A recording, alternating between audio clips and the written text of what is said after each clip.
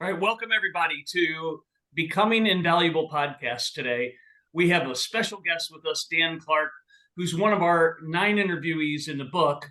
And of course, we have Dr. Terry Lyles, my co-author on this book. And I just want to point out one more aspect of the book is our subtitle is called Develop the Willitude to Negotiate Success. So Becoming Invaluable, develop the willitude to negotiate success. Today, we are going to be talking about both willitude and negotiating our way through life and what happens in that experience and that journey. So with that, Terry, I'd love for you to please introduce Dan and let's get into the conversation, Dan. Thank you, Steve, and Dan, welcome. And yeah, I know you probably have one of the toughest podcasts we're going to do because we're talking about 2 words we made up. Literally. So whatever you say is right. You know what I mean? So we're cool with that. And I love your background and your story. I know your history. I mean, you've been with some of the most amazing speakers on the planet, Zig Ziglar of the lives, you know, and you from stages to your background in sports. So I want people to know a little bit about you as we shared in your story in the book. Mm-hmm. And you are 48. That's the page you're on. So every interview, we have 9. So every 9 has a number. So you've just been tattooed with 48. So that's your number.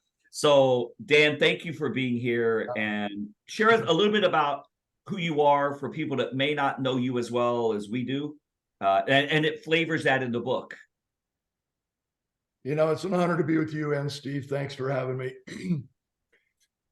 You know, as you were both talking, it's kind of triggered a quote I heard many years ago. I don't know who came up with it, but they said, once you know your core values, once you're in alignment with your beliefs, 99% of our decisions are already made.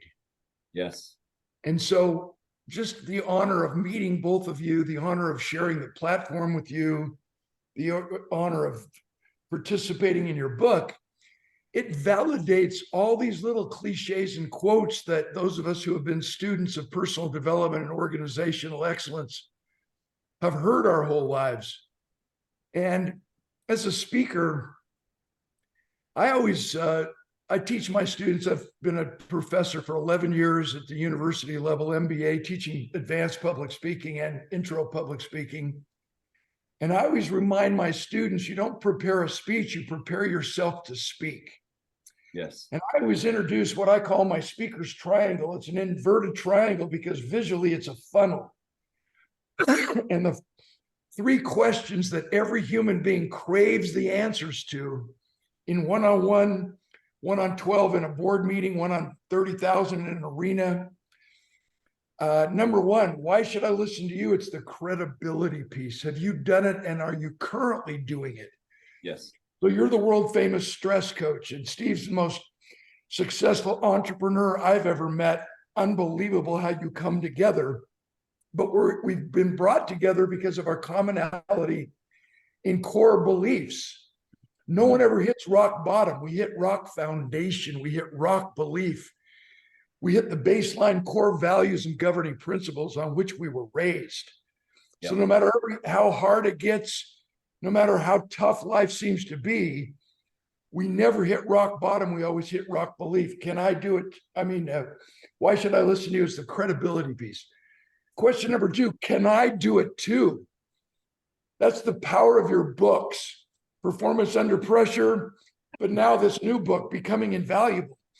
It's the roadmap. It's the behavioral Bible that basically takes all these clever quotes and puts it into reality and allows us to have that man in the mirror experience, that woman in the mirror experience, where we answer, where are you right now? Not later, not living in the past where it's like someone's trying to rob your house and you don't live there anymore. But what both of you do is you get us to focus in your book. You get us to focus in on answering, where are you right now? It's like ordering an Uber ride that requires that you enter in your current location. And if you lie about where you are, the directions won't work. Right. Question number 2 is the possibility. Can I do it too? with my past, with my limitations, with my weaknesses, and with my strengths. And because it's a funnel, you answer credibility and possibility. Now it begs the question of usability. How do I do what you tell me I can do? How do I get from where I am to where I want to be? What's your system? And that's the value of willitude and navigate, because it takes us from where we are as an individual reader, as an individual listener, and then puts the fuel in our Ferrari to allow us to take us wherever we want to go as fast as we need to go to accomplish our goal. Right. So, and Dan, that's what we talked about. Actually, it was interesting. Our latest podcast was on chapter 3, which was purpose and values. And you could have been in that chapter too. We struggled with where to put you, because we could have put you in any of the chapters. You know what I mean? That's why you made up words that mean nothing until we get them, because we wanted to have you. We wanted to see how good you were under pressure. You know what I mean? So we got you now. So Steve, Dan, I love as Terry said, we know a bit about your story, and some of the people listening probably don't. And then when I think of willitude, I think of you. In fact, we were interviewed on a podcast a few weeks ago, and I was asked the question about willitude, and I of course defined it. The will and the fortitude to move through things. And the story I told was a little bit about your story. I'd love for you to just share, because I think the willitude you had to get through what you went through coming out of college. I mean, just share a little bit about that and how you think of that experience and getting through that. The willitude you showed in that experience is what most people, even including myself and Terry, have really ever had to do. No, you're awesome. So let's just give me one second to give a preamble, because of what you're experts in and what we've all experienced. A quote that comes to mind when Dr. Terry talks about pressure: under pressure, you don't rise to the occasion, you fall to your level of training. That's why we train and prepare and practice so hard. So pressure is not something that's naturally there. It's created when you question your own ability. And when you know what you've been trained to do, there's never any question. Mm-hmm. The other thing I want to lay as a foundation is that pain is a signal to grow, not to suffer. And once we learn the lesson the pain is teaching us, the pain goes away. So in life, there's no mistakes, only lessons. But we have to hang around with the right people who can help us sift through the pain, take us through the journey of pain and ups and downs, to remind us that, as we've heard, you never win or lose. If you always learn. Right. You never lose, you never win if you always learn, and then you can continuously win. It's not just a one-off. So my story was a chance for me to validate statements I'd heard my whole life. Our parents, what do our mothers say tactfully when they think we're wusses, when they think we're bums, when they think we're lazy? They would never call us that. They say, "Oh, Daddy, you have so much potential." Right. And in reality, no one ever exceeds potential. We just misjudge it. So my story it's couched in my continuous drive to be excellent. So I had throat cancer when I was 8 years old. And one day later, with it expanding in my throat, one day more, it would have eaten through the wall into my vocal cords, and I would have never been able to speak one word or sing. And I've recorded a lot of music, written some songs, got some gold records. So my first recollection as an 8-year-old is in the hospital, overhearing the conversations of my parents and the doctors and nurses, and making a conscious decision: I'm getting out of here. No, this is not the end for me. I'm going to fire up. And I still remember that, guys. I still remember the intensity, the emotion that I felt in my hospital room.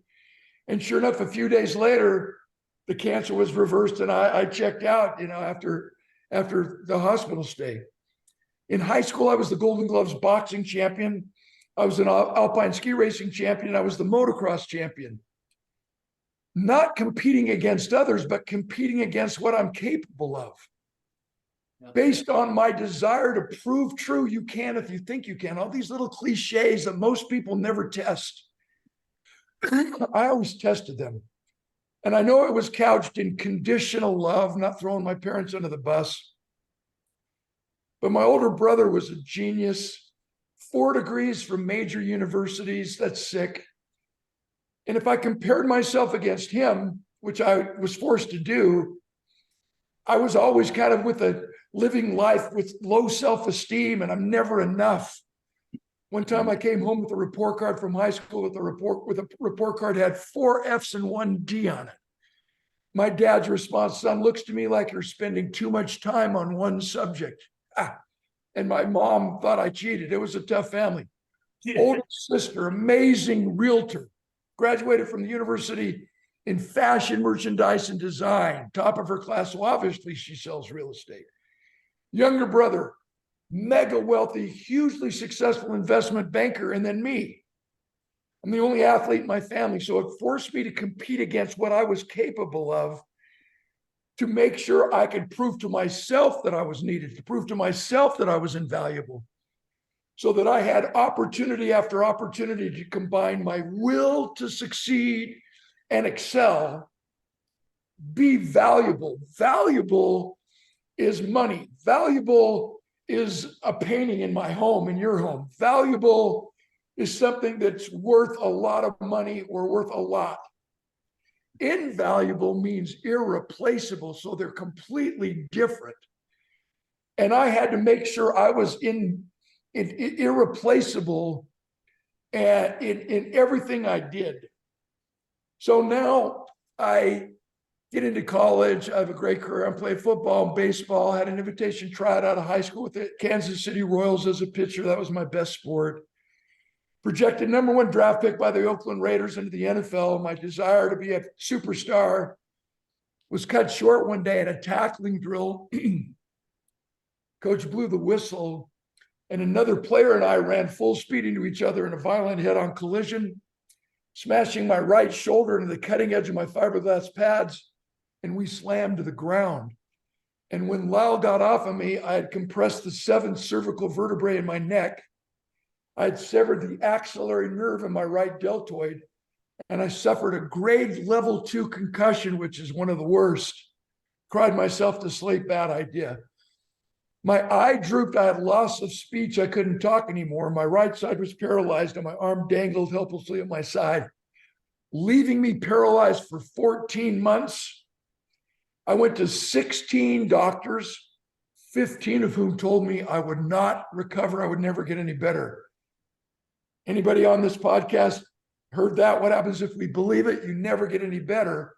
And my life spiraled downward until I hit what I thought was rock bottom. And now that I fought my way back to a 95% recovery, the 3 most frequently asked questions are these. What do you mean you thought you hit rock bottom? I already answered that. No one ever hits rock bottom. We hit rock relief. Number 2, why did I keep going to so many different doctors? Which brings us to willitude. I kept going from doctor to doctor until I found one who believed I would get better, who reminded me that knowledge is power, but it has no heart. We don't learn to know, we learn to do. All the information in the world isn't going to make a person successful. It's like the guy who has 3 PhDs, one in philosophy, one in psychology, one in sociology. He doesn't have a job, but at least he can explain why. Exactly. Maybe. Reason leads to conclusions, but it is emotion that leads to action. Will-itude. Yeah. The will, the desire, not competing against others, but competing against what we're capable of, competing against ourselves, and then surrounding ourselves with people who believe in what we're trying to accomplish, who believe in who we are. And question number 3, Clark, what took me so long to recover? It's the answer to why has it taken so many people so long to pivot out of COVID? Well, number one, pivot's a bad word because it means you're just going around in a circle. You pivot and end up exactly where you began. No, we need to regroup. We need to refocus on what it's going to take for us to become valuable again and then turn that into being invaluable, which is negotiate. Yeah. And that's what I want to talk about is how do you do that? How did you transition from that, from your injury to becoming the speaker you are and the impactor and influencer you are? Because that's really the willitude to go through that kind of a transition, as Steve came up with the word, and then negotiate, which is how do you know when to, and we talk about this in the book, all through the book, but in this chapter specifically, how do you negotiate something and navigate something? Because sometimes it's inverted. Sometimes we're trying to close a deal, but the person is not easy to work with. Sometimes we like the person and they don't know what they're doing, and we're trying to help them help themselves. So it's that process of how do you negotiate? So talk just a minute about that. Yeah. So that's beautiful. And it brings us to the third question. What took me so long to get better? What took me so long? And the answer is, I was asking the wrong questions. I stayed paralyzed for 14 months because I was asking the doctors how to get better when I should have been asking myself why. And once we answer why, figuring out the how to becomes clear and simple. And here's the real deep answer to our discussion. It wasn't a rah, you can if you think you can. It was based in physiology. Mm-hmm. Because when we only focus on the what and the how, we only engage the brain. But when we add to that a passionate why, our will-itude, and a compelling want, which is a meaningful goal, what does it mean to us? Why should I? When we add to that a passionate why and a meaningful want, it connects the head with the heart. Our muscles fire, our muscles engage, our blood pumps more rapidly, and our brains fire. And when we only engage the brain, when we only engage the head, when we only focus on the what and the how, no such motivational experience occurs. We can't access that reservoir of energy that all of us have. Remember, no one ever exceeds potential. We just misjudge it. And in that process, I needed a coach. In that process, I needed a mentor. In that process, I needed to associate with people who would remind me that first and foremost, as I was down suicidal ideology, I lost my identity. I thought I was a football player when in reality, that's just what I did, not who I am as a man. Mm-hmm. And when we identify ourselves in terms of what we do instead of who we are, we become human doings instead of human beings. I was so confused, guys. I was down. I was so lost my identity. And the vice president of the University of Utah brings me by a cassette tape to listen to by a, quote, motivational speaker by the name of Zig Ziglar. And I'd never heard of Zig Ziglar. I thought, whoa, his mom ran out of names. Right. So out of curiosity, I plugged it in and I listened to it, and it changed me forever. It introduced, without ever knowing it, the concepts of willitude and negotiate through the significance of and power of a story. So in a 45-minute speech, I didn't remember one fact or figure. Facts tell, stories sell. I remembered the story. Mm-hmm. I remember how it ignited me and taught me reason leads to conclusions, but it is emotion that leads to action. And that story helped me put meat on the bones of these cliches, these quotes that I'd heard my whole life, which is what your books have done, Terry. And it's what Becoming Invaluable does for all of us. That's why all of us need to not just buy one book, but to give it to all of our closest family members and associates so that we can school them and tutor them in this new language so that we can talk on a higher level and encourage one another as Zig encouraged me and as other people came into my life. And as I started to get better, it was payday because I was invited to speak to a football team, which was not stressful. It was not intimidating. As I started to get better, I was asked to speak to a football team. I show up feeling sorry for myself. The coach has multiple sclerosis. He's battling for life. He's going to die. I have no reason or no right to ever complain again. I spoke before their football team, 7 out of the 8 games. They won the state championship. High school principal asked me to speak to the student body. That year, he calls 4 other friends. I spoke to 5 schools. Next year, I spoke to 13 schools, still trying to get better, still making progress. Zig Ziglar comes into town to do a PMA rally. I position myself, Zig, you saved my life. Going to take you to dinner? No. I'm coming back into town in 3 weeks to do a seminar. Call Lori Majors in my office. I set it up. I pick up Zig at the airport, 15-minute drive to the hotel. By the time we get to the hotel, he was curious enough about this high school assembly that I had created. There was none in existence in those days. Is there someplace I can see this? I'd already rented the small ballroom off the foyer of the huge hotel.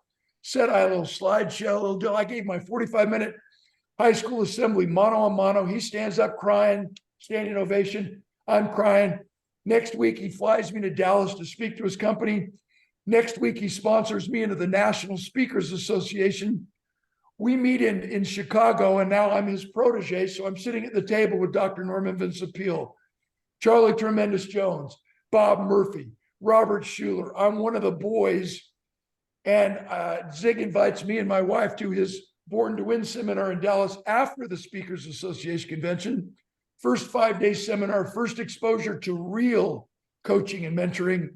And there Zig introduced me to somebody who introduced me to Nancy Reagan, who invited me in the Reagan White House to take her Just Say No program to all 50 states. So between 1983 and 1989, I spoke in 3 high schools every day, 15 a week for 140 school days, did 100 college university campuses, and about that same number of teacher and services for 7.5 years to millions of teenagers and young adults. And in 1991, based on associations with individuals like you, I transitioned into the corporate arena.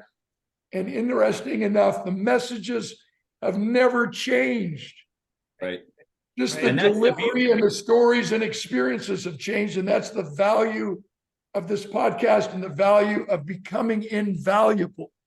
Yeah, that's what we did and set out to do writing this book. Steve and I came together because we have all these conversations between ourselves. And Steve, we're going to wrap up in a second here, but just any last thoughts you have, because thank you, Dan, for just helping us in chapter 2, but throughout the book, you know what I mean? And, this was such an interesting challenge for Steve and I. You've written a lot of books, it's like birthing a child. Like I think I've got 5 kids. You got a bunch of kids. Steve's got some kids. It's a work. It's a labor, but it's meaningful because somebody could pick up a book that we don't even know, and like Zig Ziglar did by his cassette tape. So, Steve, just any final thoughts before we conclude and give people where to find us? Well, I just want to say to anyone listening that, first of all, if you aren't aware, Dan Clark is one of the top 10 public speakers in this country. He maybe the world, but in this country for sure. And he's also in the Hall of Fame as well, the Speakers Hall of Fame. And so we are really honored, Dan, to have you join us today to be in our book. We can't thank you enough. And your words are so spot on with everything that Terry and I believe. And so we hope that, the triangle on the book, the triangle between the 3 of us, has got a lot of power. And I'm so excited to share this message with the world. And I just believe that the world will see and hear this message, and it can make a difference. So join us in reading Becoming Invaluable, develop the willitude to negotiate success. Feel free to go to our website at becominginvaluable.com. And also, Dan, where can people find you? Well, I was able to recover from my injury and could pursue excellence because I took the time to make a list of things that are not negotiable, non-negotiable. Yep. values, core values, whatever. And in order for us to stay true to those, we need to stay in touch. We've heard from Dr. Jim Rohn, we become the average of the 5 people we associate with the most, even online. Yes. Means we must be willing to pay any price and travel any distance to associate with extraordinary human beings. And so you honor me. My website is danclark.com. You can access my coaching. One of my books is Speak Like a Pro. Another one's Story Selling. I love to coach executives and individuals on the power of storytelling. But you can follow me on Instagram, Facebook, social media on Dan Clark Speak, SPEAK. Okay, great. And again, I just want to put my plug in for the value of reading this book. I've never missed a speech since 1982, 6,000 speeches in 75 countries. And it's not because I'm a noble man, it's because I know that there's at least one man and one woman in every one of my audiences who is hurting as badly as I was. And if I can possibly say something to save a marriage, to keep someone from taking their life, to ignite someone to follow their dream and become that entrepreneur that they know they could be, I will hop on a plane. I've had flights canceled. I've rented cars, driven 7 hours because I believe so wholeheartedly in the message and calling that we have to change the world. So I just wanted to say that Steve and Dr. Terry, this is a calling for them, just as it's a calling for me. And Steve flattered me to put me in that equilateral triangle. But what I want to plead you to, my plea to all of us listening and participating together on this podcast, is that we don't just buy one book. We buy 10 books. We buy a case. Maybe a case will have 40 books now. And we buy the book and give it away as a gift, especially in the holiday season, for the same reason I've never missed a speech and for the same reason that the 3 of us are willing to do whatever it takes to get this message out. Yes. Because it is exponential, it's generational. And when you walk into a dentist's office or a doctor's office and there's a book, Becoming Invaluable, on the coffee table, be the philanthropist in your neighborhood, buy a case and go around to all the professional groups so they can have a copy or two in their waiting room. Go to your local schools and just say, I will come and give a book report on Becoming Invaluable after you read it. It's one of the better projects I've ever been a participant in. And you can find me on page 48. Exactly. That's your number. You'll never forget that one. So you are tattooed 48. So I want to see that one day. But Dan, thank you for your friendship and your endorsement, mainly your life, your story, because Steve and I and you all have stories, and shame on us if we don't tell our stories, good, bad, and ugly, because that's what changes people's lives. People don't, and we write about this in the book, Steve, you and I did. It's not about the successes. It's the failures that define us, that create something called success, whatever that might mean to whoever's listening. So danclark.com, Steve and I, you can find us on becominginvaluable.com. We really appreciate you, Dan, being here today. We're going to talk again soon. So for the sake of today, thank you for being here, Steve. We'll talk soon. Thanks, Thanks Steve. for listening, everyone. Thank you so much. Take care, everyone. All right.